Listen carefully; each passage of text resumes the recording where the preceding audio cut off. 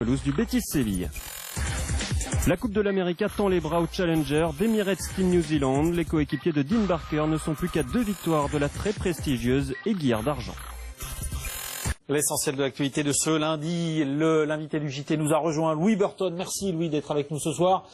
Toujours un plaisir de vous retrouver sur les antennes du groupe Canal. Skipper de Bureau Vallée dans un peu plus d'un mois et demi maintenant. La Transat Jacques Vabre, on va en parler avec vous dans quelques instants. Tout va bien? La Jacques Vabre, c'était plutôt un bon souvenir il y a 2 ans, Louis. Hein. Alors la Jacques Vabre tous les 2 ans, et il y a 2 ans c'était avec mon frère Nelson. Ouais. Un très beau souvenir, une belle Transat, la première en IMOCA pour nous, et une belle 7e place, donc on était contents. Après avoir été longtemps 3e et avoir tenu la dragée haute à des bateaux de nouvelle génération. Exactement. Effectivement, c'est Jean-Pierre Dick et Jérémy Bayou qui s'étaient imposés en monocoque il y a 2 ans. 20e anniversaire, on va pas au Costa Rica, mais à Itaray au Brésil cette année. Parcours absolument somptueux, avec dans votre classe, parce qu'on parle bien sûr des bateaux du Vendée Globe, en quelques mots avant de parler de votre projet, un plateau hallucinant, quoi.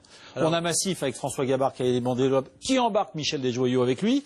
On a Vincent Rioux avec Jean Le Cab sur PRB. On a des équipages incroyables. On a de très beaux équipages. On a un peu moins de bateaux qu'au départ du Vendée Globe, mais du coup des skippers qui se sont réunis avec des projets qui se sont arrêtés, d'autres qui ont continué. Donc ça fait des belles équipes de 2 personnes.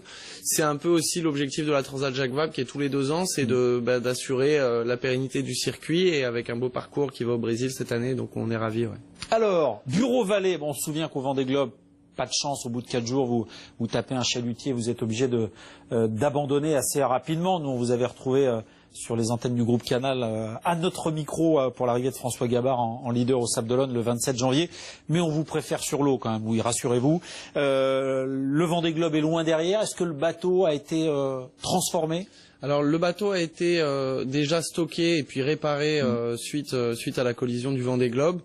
On a fait encore un peu de travail de fiabilisation. On a pris du coup le temps de faire ce qu'on n'avait pas forcément eu le temps de faire avant le départ du Vendée Globe. Ouais. Donc le bateau il part dans sa configuration Vendée Globe, et on a eu le temps de valider tous les choix techniques qu'on avait fait. Parlez-nous de votre idée originale pour financer votre budget à hauteur de 300 000 €. On est d'accord pour partir sur cette Jacques Vabre. Il vous manque encore quoi? Encore 100 000 € à peu près, c'est ça, Louis? Alors 97 000 € pour être précis. Alors en fait, c'est l'idée d'embarquer des particuliers et des entreprises via une plateforme participative qui s'appelle My Major Company. C'est ce qu'on voit hein, effectivement là. Voilà. Particulier, entreprise, c'est un peu la reprise dans l'esprit des initiatives de Bertrand de Broc en 96.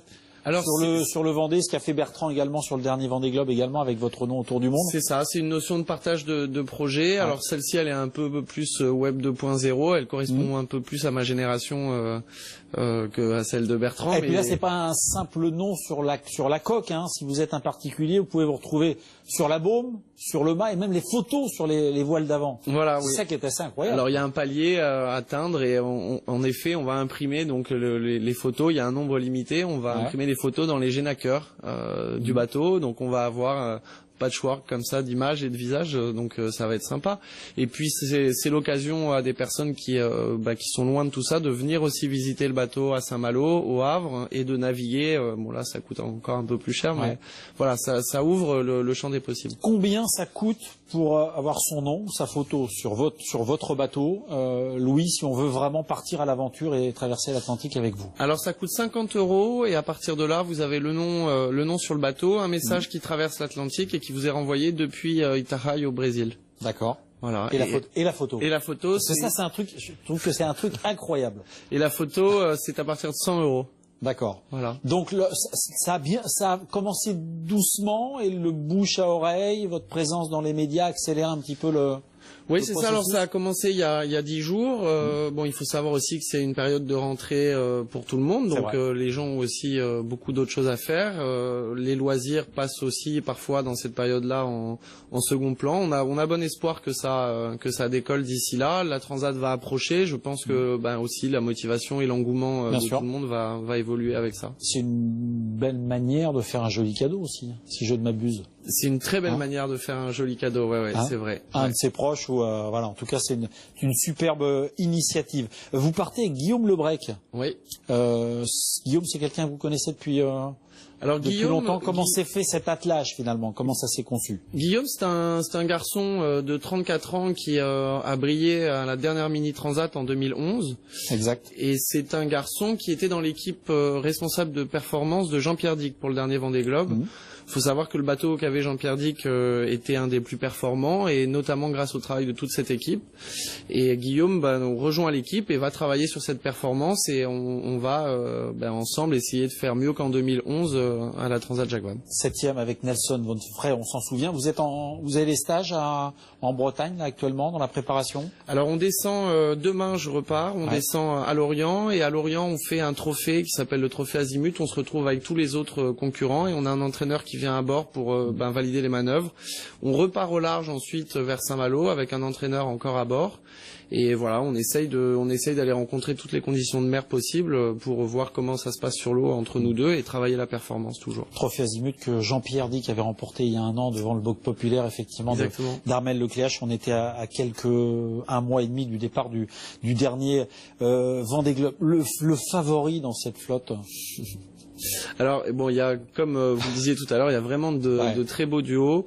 Vous pensez à François Gabard et à Michel? Ouais, François et Michel sur Massif. Les deux garçons connaissent très très bien le bateau. Ils l'ont conçu ensemble. Ils ont beaucoup travaillé ensemble. Ils sont très liés. L'un a été le parrain de l'autre. Lui a appris quand même beaucoup de choses. Ils sont très très bons sur l'eau. Ils ont gagné tous les deux le Vendée Globe. C'est une belle entente. En plus, ils vont bien rigoler ensemble, et ils vont aller très vite, je pense. Bon, en tout cas, on rappelle qu'il y a également les classes 50 et les classes 40 en multicoque, en monocoque, avec les modes également. Je parlais de Jean-Pierre Dick qui va retrouver la mer sur son mode 70. On en reparlera évidemment sur les antennes du groupe Canal jusqu'à ce départ les 2 et 3 novembre prochains. Il nous reste quelques minutes. Quand on se lance dans une aventure comme celle-ci, c'est quoi l'objectif, Louis Burton, sur un bateau qui n'est pas un bateau de la nouvelle génération? Alors, il y a un plateau avec des bateaux, environ 5 bateaux de la dernière génération, et 5 bateaux d'ancienne génération, plus ou moins ancienne. Bureau Vallée est un bateau qui date de 2008, et il y a aussi des bateaux qui datent de la génération encore d'avant.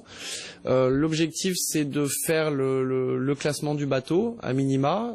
Donc nous, on va potentiellement être en dessous des 7, entre 6 et 7, 8. Et puis après, c'est pas juste une piste, un circuit automobile. Il y a plein de choses qui peuvent se passer en mer, des choses heureuses, malheureuses.